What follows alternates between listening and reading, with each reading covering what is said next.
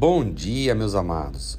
Aqui estamos de novo com a exposição do Evangelho de Marcos. Hoje nós vamos expor os capítulos 12, 13 e 14.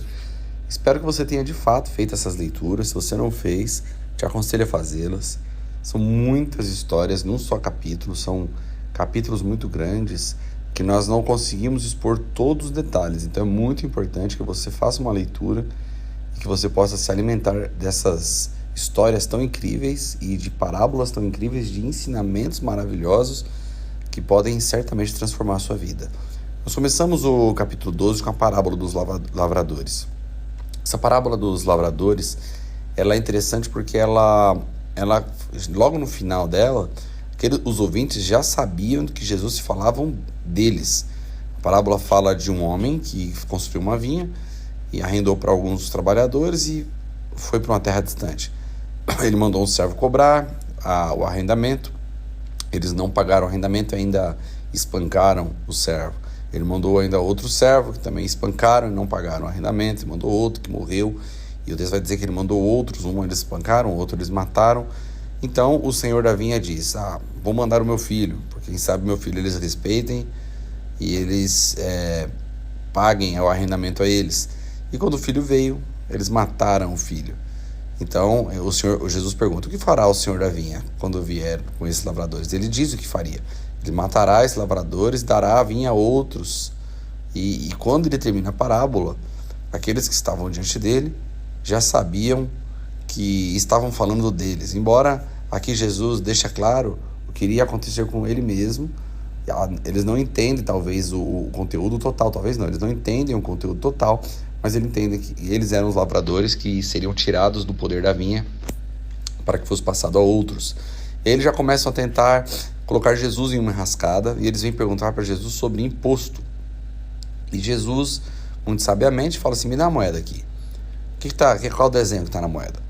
Aí eles falaram: o desenho é de César. Falaram: então dê a Deus o que é de Deus e a César o que é de César. Eles ficaram admirados. Então, entre raiva e admiração era o que acontecia quando eles estavam diante de Jesus. Às vezes o que era despertado era raiva, às vezes o que era despertado era admiração, porque Jesus era algo incompreensível para eles, pela magnitude da glória que Deus estava revelando, do Emanuel, o Deus conosco, e os olhos deles estavam tapados, mas ao mesmo tempo eles se impressionavam com a sabedoria de alguém que vinha de um lugar simples, mas que falavam coisas que nunca ninguém tinha dito.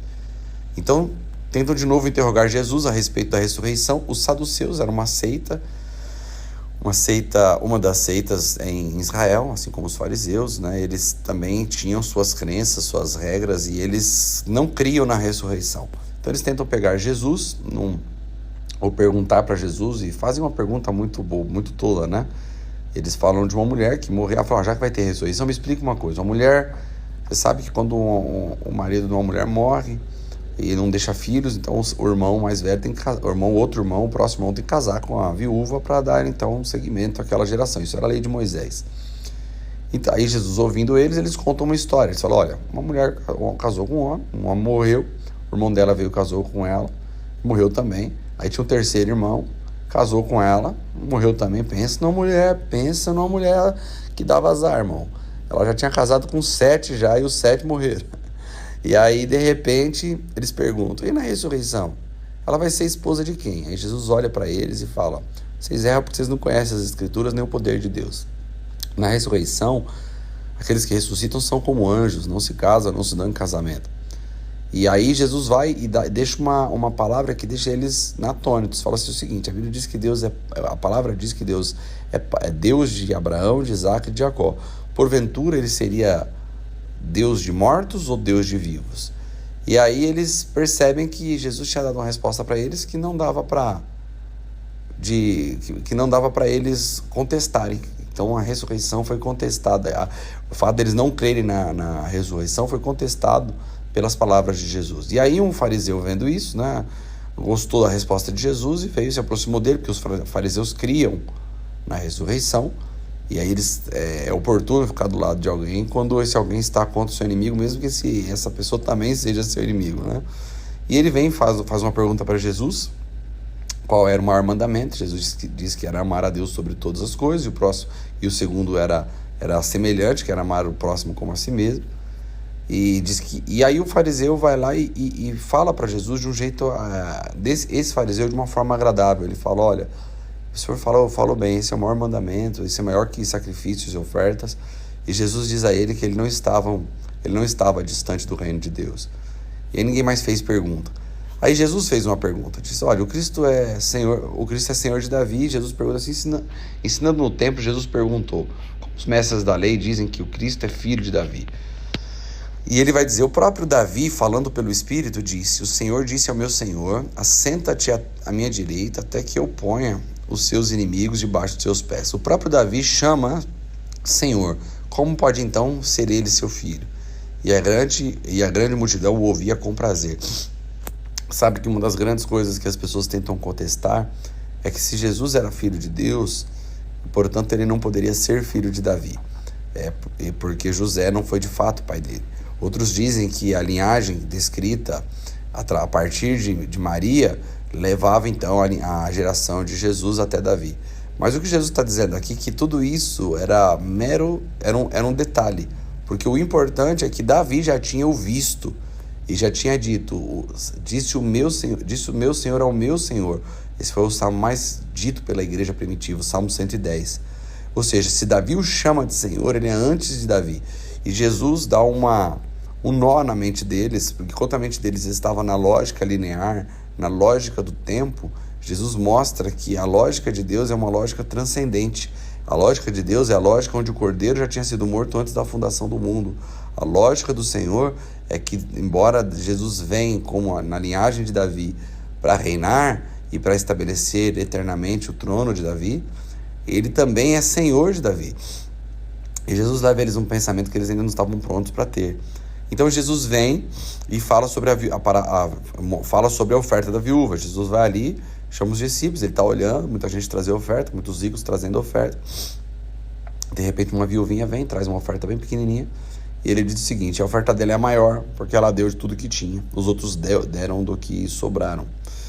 Então Jesus já começa a falar sobre o fim dos tempos. Jesus já começa a falar, os discípulos ficam admirados com as construções, imaginam homens do campo, homens da roça, de repente chegam em Jerusalém e vem aquele templo magnífico que foi melhorado por Herodes, uma coisa assim fantástica, e eles chamam a atenção de Jesus e falam, olha mestre, que pedras enormes, que construções magníficas, você está vendo todas essas grandes construções? Perguntou Jesus.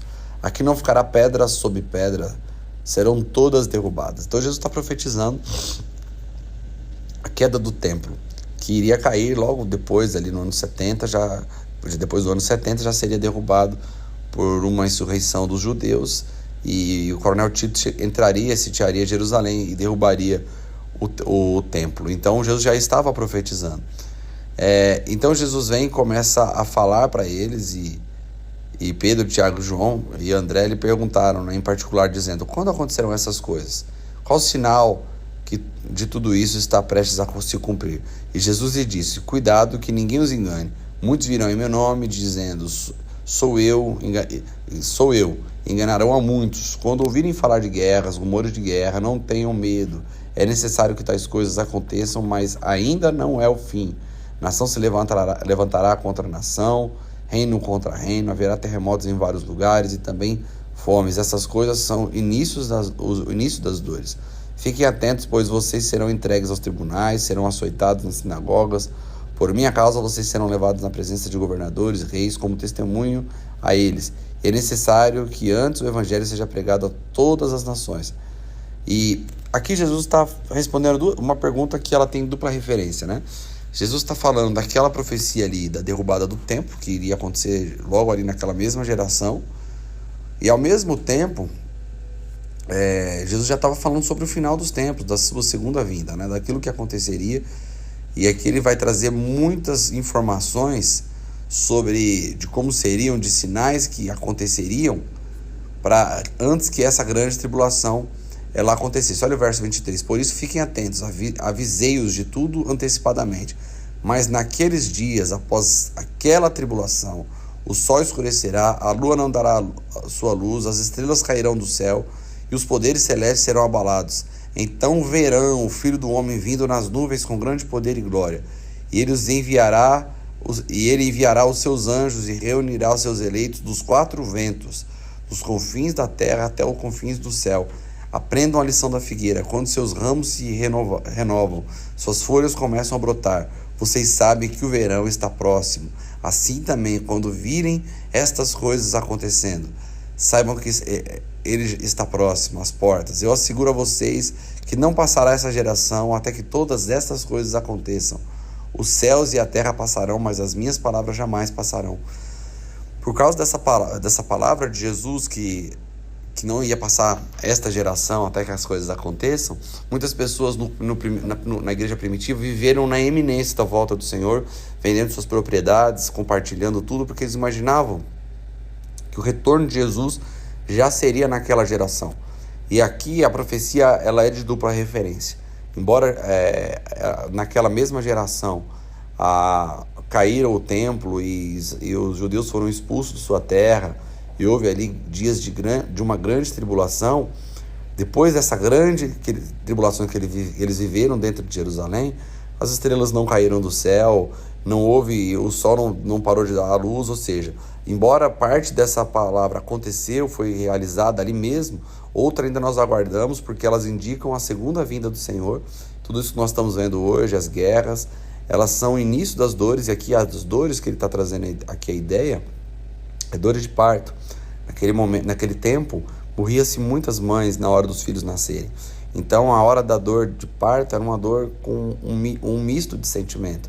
Primeiro, um medo muito grande de morrer, da mãe, do pai, e ao mesmo tempo uma grande alegria porque uma criança estava chegando. Então ele diz que todas essas guerras, rumores de guerras que nós temos visto, nação se levantando contra a nação, esse caos, isso na verdade são os princípios das dores de parto. Logo, o Senhor virá, assim como uma mãe que tem dor, um dia dará à luz também, assim logo depois dessas dores, Jesus virá, e nós também devemos viver na iminência disso. E como é que nós sabemos que nós temos que viver na iminência da volta de Cristo? O verso 32 vai dizer: quanto ao dia e à hora, ninguém sabe, nem os anjos do céu, nem o Filho, nem senão somente o Pai. Fiquem atentos, vigiem. Vocês não sabem quando virá este tempo. É como um homem que sai de viagem, ele deixa sua casa encarregada de tarefas, cada um de seus servos, e ordena ao porteiro que vigie. Portanto, vigiem, porque todos não sabem quando o dono da casa voltará. Se à tarde, se meia-noite, se ao cantar do galo ou ao amanhecer. Se ele vier de repente, que não os encontre dormindo. O que digo a vocês, digo a todos: vigiem. Então, aqui Jesus traz a ideia da iminência da sua volta. Todos os cristãos de todos os tempos precisam viver como se Jesus fosse voltar para buscar sua igreja amanhã. E aqui a pergunta que fica para nós é se nós temos vivido dessa maneira, porque é assim que devemos viver. E o capítulo 14, que é o último, já começa a narrar a paixão de Cristo, a morte, a entrega de Cristo. Então, que Jesus, no verso 1, já fala sobre ele ser ungido em Betânia, né, na casa de um homem chamado Simão, que é conhecido como leproso. Uma mulher quebra um vaso de alabastro e ela quebra esse perfume caro e feito de nardo puro, e ela começa a passar sobre a cabeça de Jesus. E alguns dos presentes começaram a dizer uns aos outros, indignados: por que esse desperdício de perfume? Ele poderia ser vendido por 300 denários e o dinheiro ser dado aos pobres. E eles a repreendiam severamente. Deixem-na em paz, disse Jesus, porque estão perturbando. Ela praticou uma boa ação para comigo, pois os pobres vocês sempre terão com vocês e poderão ajudá-los sempre que o desejarem, mas a mim vocês nem sempre terão. Ela fez o que pôde, derramou perfume em meu corpo antecipadamente, preparando para o sepultamento. Então aqui Jesus mostra que a atitude daquela mulher já era uma atitude que já estava preparando, dando início àquele período de sofrimento de Jesus. Diz que é nesse momento também que Judas já decide entregar Jesus e já faz uma proposta para os líderes religiosos. No verso 12 já vemos falar sobre a ceia do Senhor, e aqui Jesus revela que alguém o trairia e deixa aquele suspense no ar.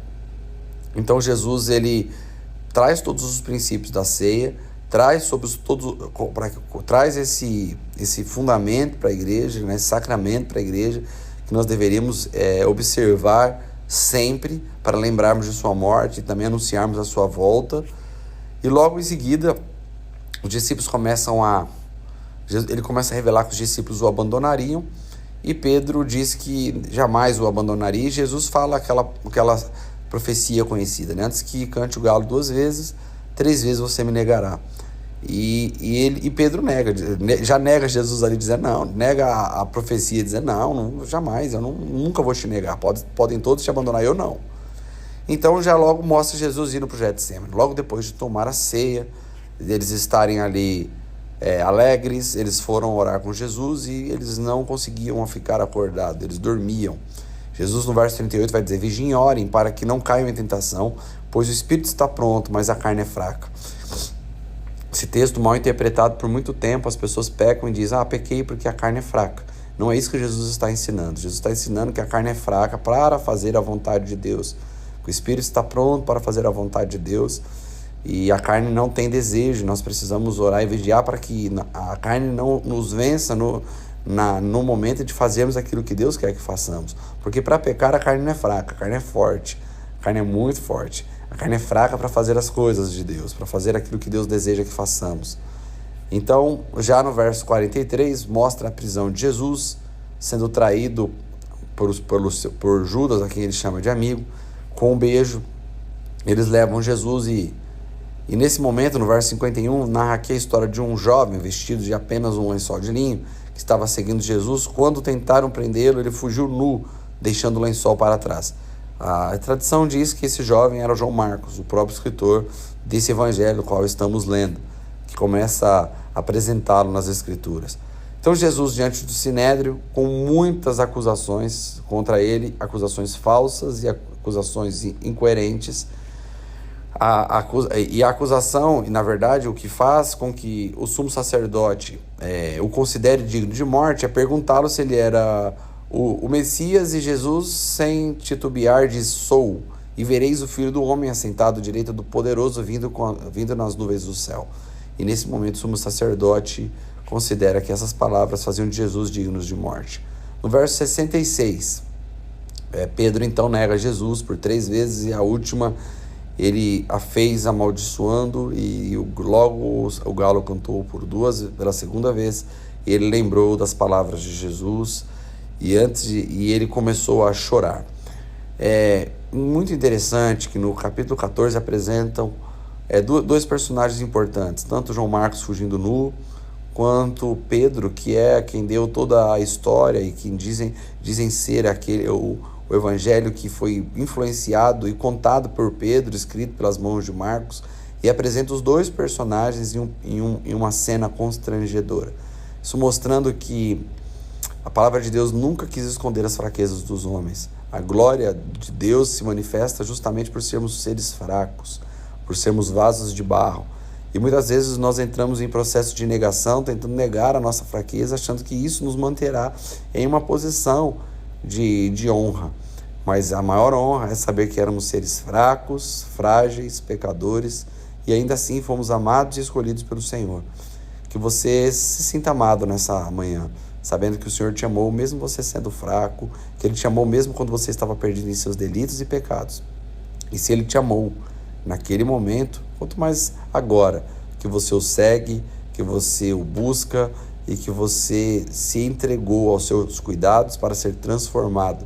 Que Deus te abençoe e que você desfrute desse lindo dia. Um grande abraço.